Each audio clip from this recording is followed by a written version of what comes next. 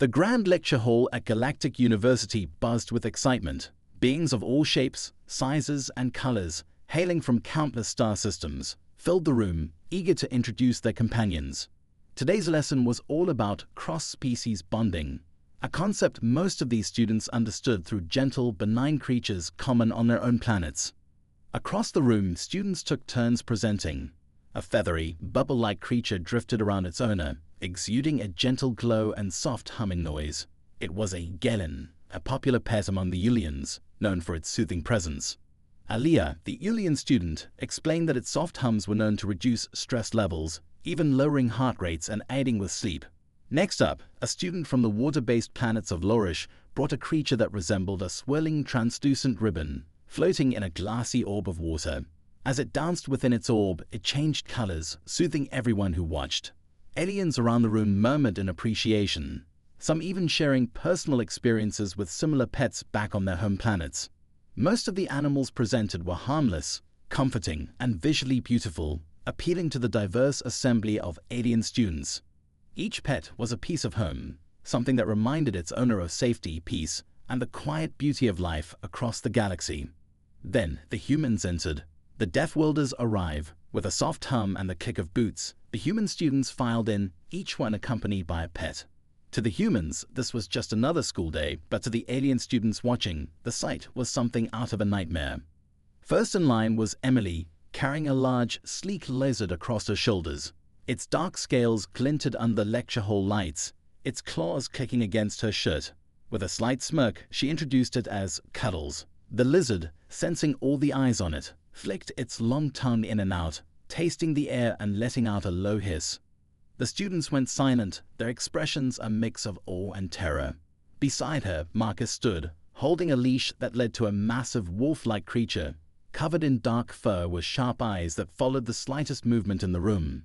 He casually explained how Misty was gentle as long as people respected her space, but the creature's gleaming teeth suggested otherwise. The alien students huddled closer together, watching as each human brought out something scarier than the last. A massive tarantula perched calmly on one student's shoulder, its many legs delicately twitching in response to its surroundings. Another human carried a large raven on his gloved hand, the bird's glossy feathers shifting as it stared at the crowd with sharp, intelligent eyes. Alien reactions, horror and fascination. The silence in the room was almost tangible. Some of the alien students were visibly horrified, hiding behind their seats or peeking out from behind each other. Others stared with open mouths, too fascinated to look away. One even raised a trembling hand, asking, "Hey, are they safe?" The humans laughed, reassuring their classmates. "Completely," Emily said with a grin, scratching her lizard's chin. "Cuddles here is a sweetheart, really." But to the aliens, these were not sweetheart creatures. These were beasts, powerful, intelligent, and deeply terrifying in a way their gentle pets could never be. The Galactic University's usual peace had just been rattled by the arrival of Deathworlders and their fierce companions. And today, Class Pet Day would be remembered for years to come. Alien students react with fear and disbelief. The human students' pets were already stirring up a mix of emotions in the lecture hall, but each new creature seemed to escalate the shock. Every alien present at Galactic University had known that Earth was a death world, a planet with an array of dangerous creatures, an unpredictable climate, and a range of environmental extremes. But knowing that and seeing it up close were two very different things. As Emily walked forward, Cuddles, her massive lizard, yawned, revealing rows of sharp teeth. The alien students flinched in unison. A small blue-skinned alien named Trelan whimpered, shrinking back against his chair. He leaned over to his friend, a scaly creature with antennae named Rick Tan, and whispered, "On my planet, that creature would be a deadly predator, kept as far from cities as possible. And they carry it around." Rick Tan shook his head, his antennae twitching in disbelief. "They named it Cuddles," he whispered back, a mixture of terror and fascination on his face. As Marcus brought Misty, the wolf-like creature, forward, the collective tension in the room thickened. Misty, sensing the watchful eyes on her, let out a low, rumbling growl. Her ears swiveled back, and her intelligent, predatory gaze scanned the room, causing a shiver to ripple through the aliens closest to her. One alien student, a pale, feathered creature from the Neberan system named Flynn, raised his wing in a hesitant question. "Human Marcus," he stammered. Does your creature require a muzzle?" Marcus chuckled. "Nah, she's a big softie. Misty's just a little protective." The alien students exchanged nervous glances. To them, protective translated to dangerously unpredictable. The concept of keeping a beast that looked like a natural-born predator as a companion was simply unimaginable. Close encounters with Deathworld creatures. Meanwhile, another human, Jordan, had brought a massive tarantula on his shoulder. Its hairy legs twitched and adjusted as it settled, and its many eyes sparkled under the classroom lights. Jordan affectionately introduced her as Fine, and to his amusement, explained how docile she was. The aliens inched away, some pulling their own pets closer in a futile attempt at self-protection. Trellan's blue skin had gone pale, and he kept glancing nervously at the tarantula. Fang's mere presence was enough to make his heart race. "On my homeworld, that creature would be a nightmare," he muttered, clutching his small, harmless pet, a delicate fluttering insect called a starbright. Just as Trellan tried to calm his racing mind, Jordan's raven flapped its wings suddenly, cawing loudly. The sound echoed through the room, bouncing off the high ceilings and amplifying the raven's eerie, piercing call. Several aliens yelped, one even diving under their seat. The raven cocked its head, as if amused by the reaction, then resumed its calm vigil on Jordan's shoulder. The humans attempt reassurance. Sensing the alien student's discomfort, Emily, Marcus, and Jordan exchanged glances, trying to suppress laughter. They hadn't anticipated just how foreign the concept of their pets would be to their classmates. "These creatures are friendly to us," Emily said, patting Cuddles' scaly back. "On Earth, a strong bond with your companion means they'll protect you. They're loyal and loving. They're family." The aliens still looked wary, but there was a flicker of curiosity amidst the fear. Family? To the aliens, it seemed like humans had an entirely different understanding of companionship, one that required resilience and trust in the face of danger. It was awe-inspiring and deeply unsettling. A new understanding emerges. The professor, finally recovering from her initial shock, cleared her throat. "It appears we have much to learn about Earth's ecosystem and its fascinating creatures." She cast a cautious look at Misty, then Fang, as if questioning the word fascinating. The alien students, though still uneasy, found themselves inching closer again, fascinated despite their fears. Slowly, some dared to ask more questions about the creatures, and the humans shared stories of adventure, danger, and companionship. By the end of the session, the aliens may not have fully understood the humans' strange bond with their pets, but they had a newfound respect for it. They had glimpsed the resilience, adaptability, and loyalty that made Earth's people, and their creatures, something to behold, even if it left them more than a little shaken. Class Pet Day at Galactic University would forever be remembered as the day Deathworlders redefined what it meant to have a pet. Human explanations leave aliens baffled. As the humans reassured their classmates, the lecture hall was filled with hushed whispers and exchanged glances. To the alien students, the humans' explanations only deepened the mystery. How could such fearsome creatures possibly be friendly or loyal? Emily noticed the incredulous stares and took it upon herself to elaborate. "You see," she said, scratching behind Cuddles' ear, "back on Earth, loyalty isn't just something you get from a creature, it's something you earn. Animals like Cuddles here are fiercely protective of those they trust."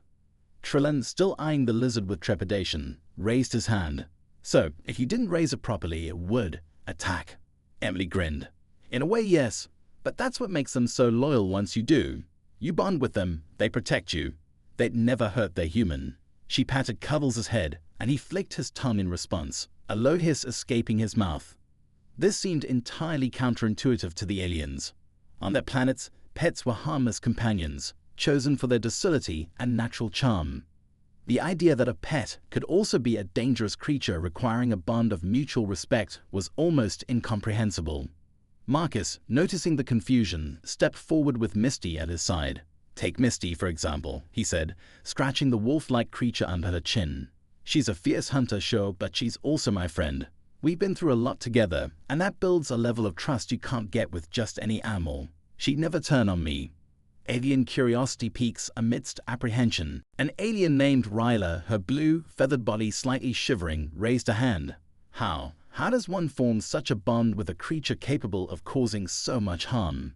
Jordan smiled as Fang, his tarantula, twitched in response to his touch. It takes time, patience, and respect. When you're dealing with animals that can survive in a hostile world like Earth, you have to understand their instincts. You respect their boundaries, and they respect yours. Fang, sensing the attention, adjusted her legs and looked out at the room with a multitude of tiny, glimmering eyes.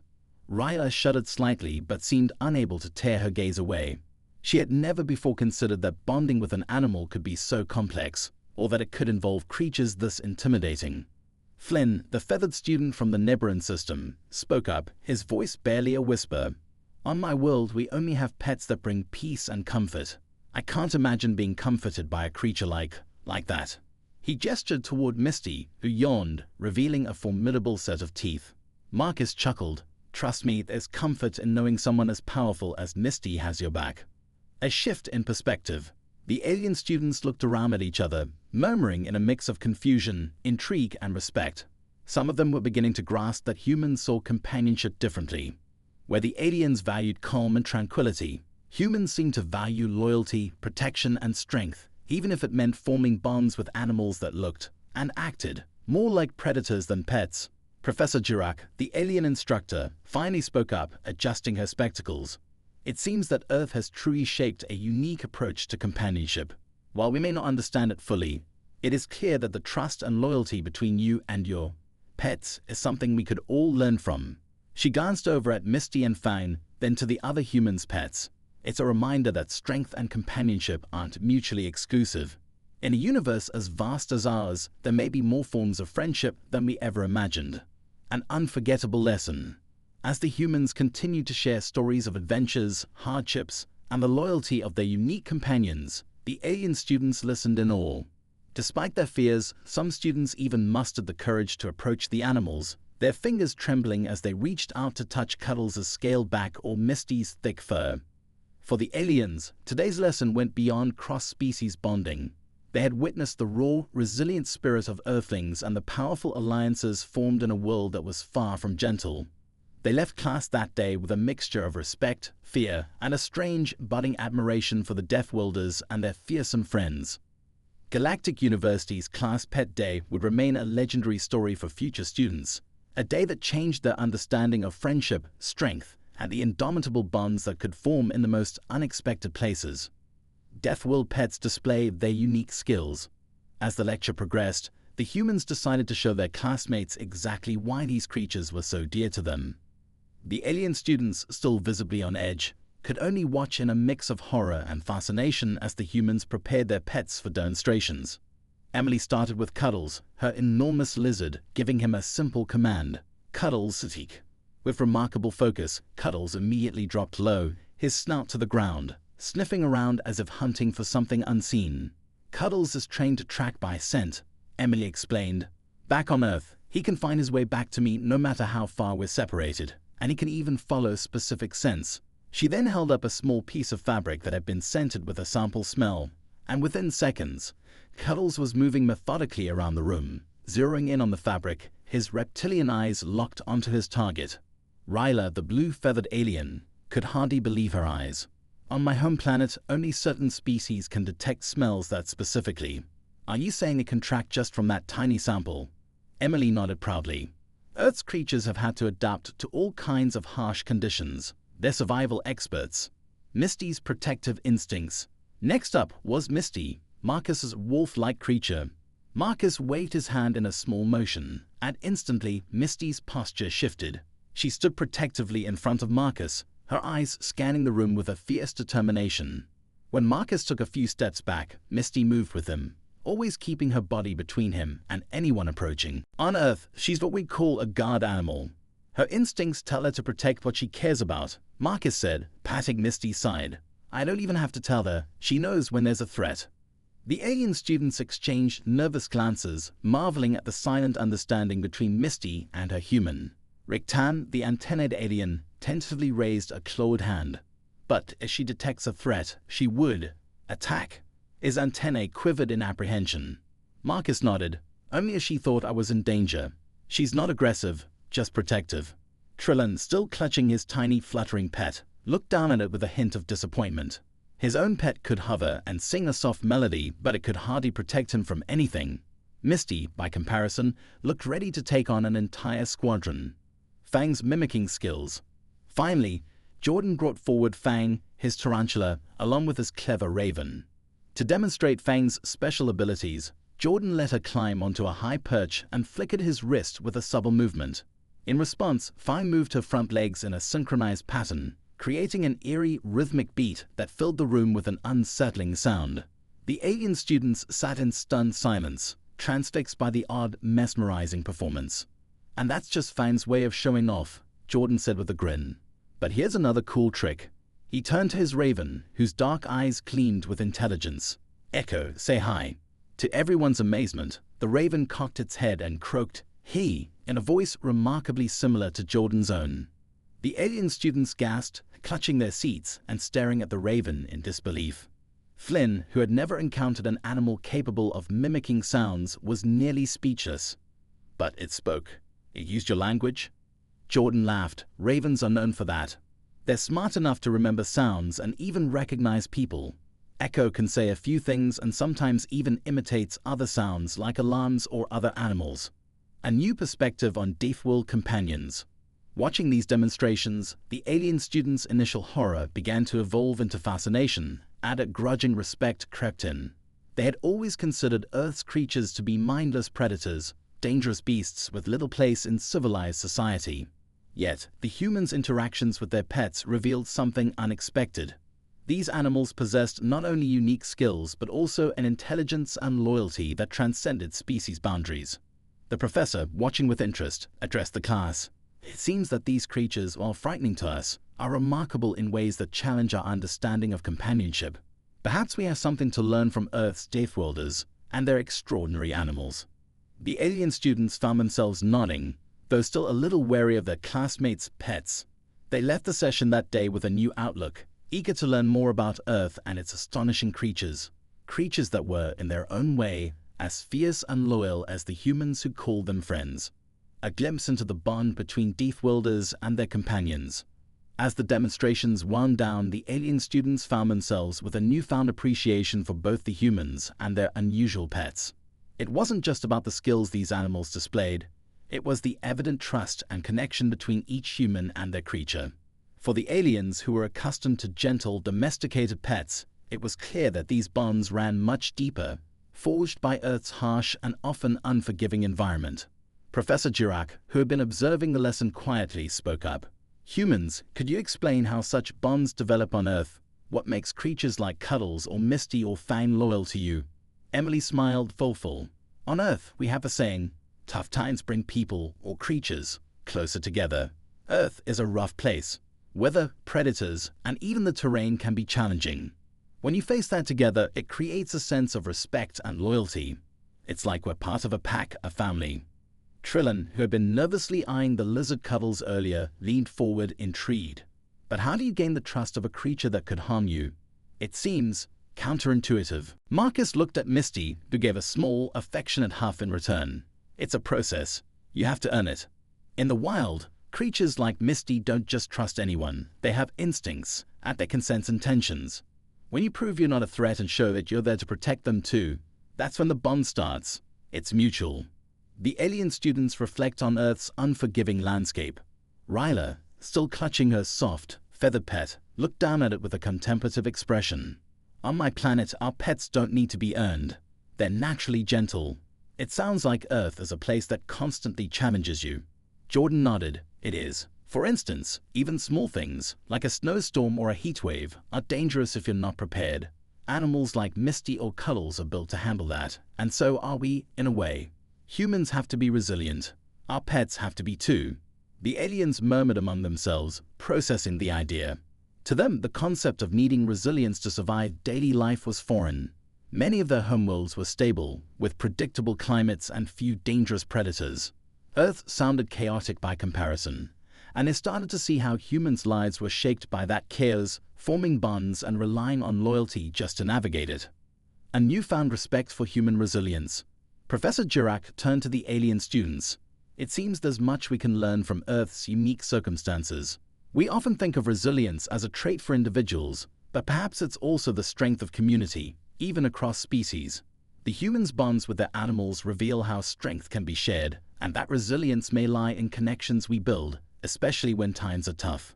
Flynn, the feathered alien, raised his hand. So, you humans have been shaped by your death world, but you also shape it in return. Marcus looked thoughtful. Yeah, that's fair to say. Earth is dangerous, but that's what makes the friendships, the bonds, so strong. These animals could hurt us, but instead, they choose to protect us. And we protect them too. We survive together. The alien students nodded, a newfound respect settling over them. They no longer saw Earth's creatures as simply fierce and intimidating, but as partners forged by the planet itself. They had come to understand a little more of the Deathworlders' spirit of resilience and loyalty. An unforgettable lesson on strength and unity. As the class ended, a few alien students even dared to approach Misty, Cuddles, and the others, tentatively reaching out to pet them. To their surprise, each creature responded gently, sensing no threat from the curious aliens. For the humans, it was a proud moment, seeing their pets accepted by beings from across the galaxy. Professor Jirak closed the lesson with a final thought. Today we've seen that resilience comes in many forms. The humans have shown us that even the harshest environments can create the strongest bonds, and that true strength is sometimes found in unity, not just survival. The alien students left the class with a renewed admiration for their human classmates, their minds buzzing with what they'd learned. They had expected to be horrified by the humans' pets, but found themselves awed by the loyalty and resilience that defined Deathworlders and their bonds. It was a lesson they would carry with them far beyond the Galactic University's walls.